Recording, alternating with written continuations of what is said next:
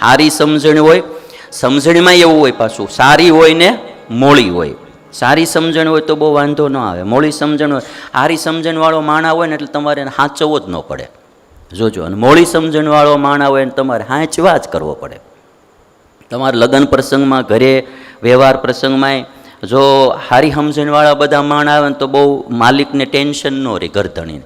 નહીંતર તો તમારે વિચાર ઓયલો આવે જરા કે ના બેહાડજો, એને સામે લેવા જાજો, હરખ ધોખા થયા જ કરે. આજનો વિષય મારે ખાસ એટલા માટે કેવો છે, ખોટું લગાડવાની સિસ્ટમ થોડીક ઓછી કરી નાખવી. હા, તો તમે મોજમાં રહી શકશો. બહુ હરખ ધોખા નહીં કર્યા કરવાના. કોઈ આપણે ગયા તો બોલાવ્યા, ન બોલાવ્યા, જરાક સન્માન કર્યું, ન કર્યું, મોર બેહાડ્યા, વાહે બેહાડ્યા, બહુ એવા હરખ ધોખા નહીં કરવાના. એ બધું હોય ત્યારે આપણને એમ લાગે કે મારું આમ ન રાખ્યું ને તેમ ન રાખ્યું. કાલ સવારે હોય બધું વયું જાય ને પછી કોઈ ન બોલાવે ને તોય હરખ ધોખો નથી થતો. આ બધું હોય એનું છે. હોય ત્યારે થોડું હળવું થઈને રહેવાય, એનું બહુ ભાર ન જણાવાય. અને જેની સારી સમજણ હોય એમ કહેવાનું કે સમજણ સવળી હોય ને તો રોજ દિવાળી, અને સમજણ અવળી હોય તો રોજ હોળી. સમજણ સવળી હોય તો રોજ દિવાળી, અને સમજણ અવળી હોય તો રોજ હોળી.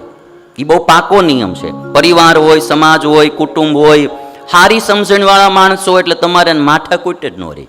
બાપા અટાણા મારા સાધુ મંડળ છે ને, આમાં મારે 5 મિનિટે ટાઈમ ન બગાડવો પડે કે ભાઈ આને જરા ખોટું લાગ્યું, કોઈલાને આમ થયું તેમ થયું, કે સમજાવવા કાંક તે. નહીં તો હું આટલી કથા કરી શકું. આ તો લોકડાઉન છે એટલે બાકી નહીં તો સતત આપણે બહાર રહેતા હોય પણ આવડાને કોઈને ક્યારેય સમજાવવા પડે એવું નહીં.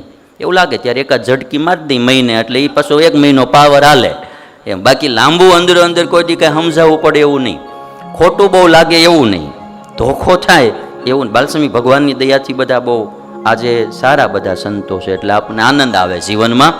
અને સમજણ સારી હોય તો કેટલો ફેર પડે. સમજણ વિનાનું જીવવું ભલે જીવો વરસ 1000, સમજીને જીવો ઘડી એક તો સમજો બેડો પાર. એને ભાઈ, સમજણ વિનાનું જીવવું ભલે જીવો વરસ 1000, સમજણ વિનાનું 1000 વર્ષ જીવો તો શું કામનું. સમજણ વિનાનું જીવવું ભલે જીવો વરસ 1000, સમજીને જીવો ઘડી એક તો સમજો બેડો પાર. તો બેડો પાર થઈ જાય આપણો.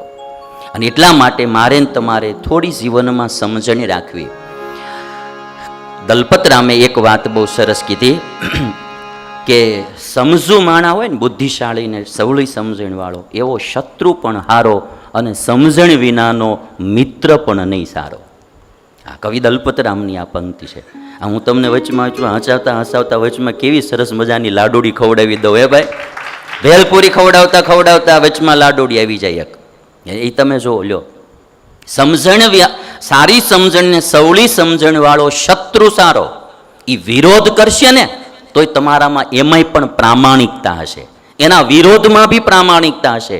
અને સમજણ વિનાનો અવળી સમજણ વાળો માણસ એ મિત્ર હશે ને, એ આપણું હિત કરતો હશે ને એમાંય આપણું બગાડતો હશે. લ્યો, એ આપણા વખાણ કરતો હશે ને તોય આપણું બગાડતો હશે. એટલે સમજણ વાળો, બુદ્ધિ વાળો, એમાં સવળી સમજણ વાળો માણા એ સર્વથી શ્રેષ્ઠ છે. પંક્તિ સાંભળો.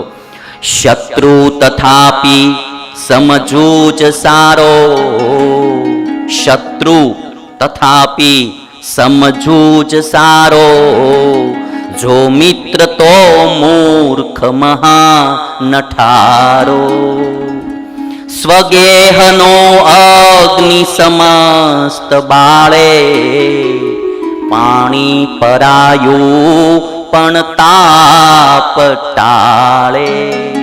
પંક્તિ જુઓ તમે ભાઈ કે શત્રુ તથાપી સમજવું જ સારો. શત્રુ હોય પણ સમજવું હોય તો એ સારો.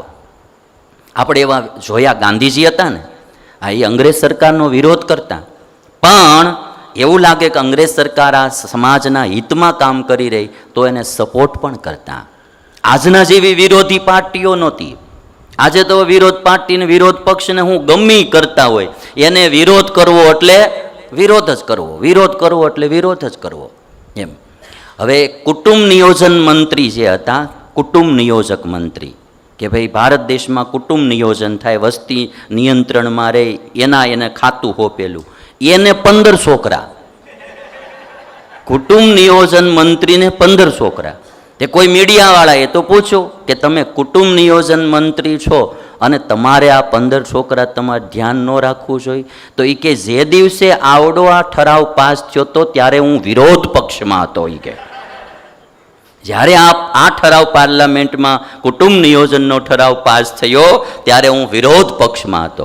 વિરોધ પક્ષમાં હોય એટલે એનું ઊંધું જ હાલવાનું, એમ સમજાણું? પણ એવું નહીં. શત્રુ પણ સમજુ સારો. શું કરવા? કે એ વિરોધ કરશે તો બી પ્રામાણિકપણે કરશે અને એના વિરોધમાં તમારું રૂડું હશે. તમે સજાગ થાઓ, તમારામાં સાવધાની આવશે, તમારી પ્રગતિ થાય. સમજુ શત્રુનો વિરોધ એટલે કે શત્રુ તથાપી સમજવું જ સારો, જો મિત્ર તો મૂર્ખ મહાન અઠારો. સ્વગેહનો અગ્નિ સમસ્ત બાળે. સ્વગેહ એટલે પોતાના ઘરનો. પોતાના ચૂલાનો અગ્નિ હોય ને એ ઉડીને ગયો ને એમાંથી આગ લાગી હોય તો આખા ઘરને બાળી નાખે. અગ્નિ કોનો? પોતાના ઘરનો. પોતાના ઘરનો અગ્નિ હોય તો એ અગ્નિ તો આખા ઘરને બાળે, અને પાણી પરાયા ઘરનું હોય તો અગ્નિને ઠારે. એટલે કે સ્વગેહનો અગ્નિ સમસ્ત બાળે, પાણી પરાયું પણ તાપ ટાળે. એમ ઘરનો અગ્નિ હોય તો ઘર બાળે, અને પરાયું પારકા ઘરનું પાણી હોય તો પણ તમારું આગ શાંત કરે. એમ શત્રુ હોય ને એ કદાચ ભલે શત્રુ હોય પણ સમજવું હોય એનું બી માણાને ગર્વ થાય કે આપણને ભગવાને શત્રુ દીધો પણ ડાયોને સમજુ દીધો.